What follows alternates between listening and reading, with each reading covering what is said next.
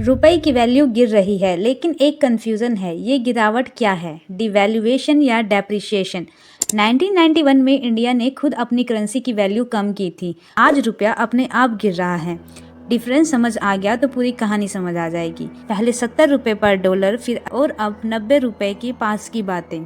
पर सवाल ये है, क्या इंडिया वीक हो रहा है या ग्लोबल गेम चेंज हो रहा है? सबसे पहले एक चीज क्रिस्टल क्लियर कर लो। 1991 में डिवैल्यूएशन हुआ था, मतलब गवर्नमेंट ने इंटेंशनली रुपये की वैल्यू कम की थी। और आज जो हो रहा है डेप्रिसिएशन है। डेप्रिसिएशन का मतलब होता है मार्केट के प्रेशर से करेंसी गिर जाए। और इस डिफरेंस को समझे बिना आप रुपए की रियल स्टोरी समझ ही नहीं सकते। 1991 में इंडिया एक बड़ी इकोनॉमिक क्राइसिस में था, तब गवर्नमेंट ने एक टफ डिसीजन लिया। जब इंडिया क्राइसिस में था, तब जो इकोनॉमिक रिफॉर्म आए उनमें रुपये डिवैल्यूएशन भी इंक्लूड था। और ये स्टेप इंटरनेशनल मॉनेटरी फंड के रिफॉर्म के पैकेज का पार्ट था। मतलब इंडिया को ग्लोबल सिस्टम के रूल्स एक्सेप्ट करने पड़े। रुपए को 2 बार डिवैल्यू किया गया। 1 जुलाई 1991 में रुपए को लगभग 9% डिवैल्यू किया गया। उसके बाद 3 जुलाई को फिर लगभग 11% किया गया। जुलाई 1991 में रुपए को लगभग 18 से 20% तक गिराया गया। और वहीं से शुरू हुआ इंडिया का ग्लोबल इकोनॉमिक में एंट्री।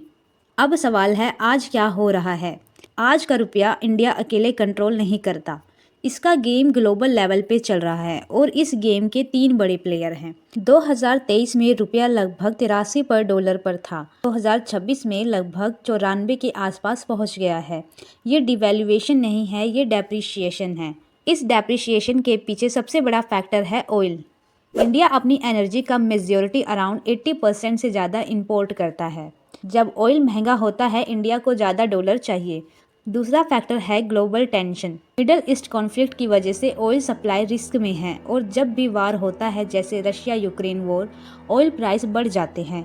इंडिया को ज़्यादा डॉलर चाहिए, डॉलर डिमांड बढ़ जाती है और रुपया वीक हो जाता है। डिवैल्यूएशन के इस गेम के पीछे दूसरा बड़ा प्लेयर है ग्लोबल इन्वेस्टर। दुनिया का पैसा हमेशा सेफ जगह ढूंढता है और जब टेंशन होती है, इन्वेस्टर इंडिया से पैसे निकाल कर यूएसए शिफ्ट कर देते हैं। इसको बोलते हैं कैपिटल आउटफ्लो। इसका रिजल्ट ये होता है कि रुपए की वैल्यू फिर से गिर जाती है। इसके बाद आता है तीसरा सबसे बड़ा प्लेयर, डॉलर पावर। सबसे पावरफुल प्लेयर फेडरल रिजर्व है। अगर यूएस इंटरेस्ट रेट बढ़ा देता है तो पूरी दुनिया का पैसा यूएस की तरफ अट्रैक्ट होता है, डॉलर स्ट्रॉन्ग हो जाता है और रुपए की वैल्यू ऑटोमेटिक वीक हो जाती है। आखिर क्यों रुपए की वैल्यू 70 रुपए से 90 रुपए पर डॉलर पहुंच गई? ये एक दिन में नहीं हुआ, ये एक स्लो प्रोसेस है। India imports more than export. Oil dependency high है, इन्फ्लेशन डिफरेंस एग्जिट करता है और ऊपर से ग्लोबल शॉक। हर साल थोड़ा थोड़ा प्रेशर बिल्ड होता है और रुपया धीरे धीरे स्लाइड करता है। तो 1991 में रुपये गिराया गया था और आज रुपया गिरता नहीं, एडजस्ट करता है। एक ऐसी दुनिया में जहां डॉलर सबसे पावरफुल है। तो नेक्स्ट टाइम जब आप सुनो रुपया गिर रहा है तो सिर्फ इंडिया को ब्लेम मत करो।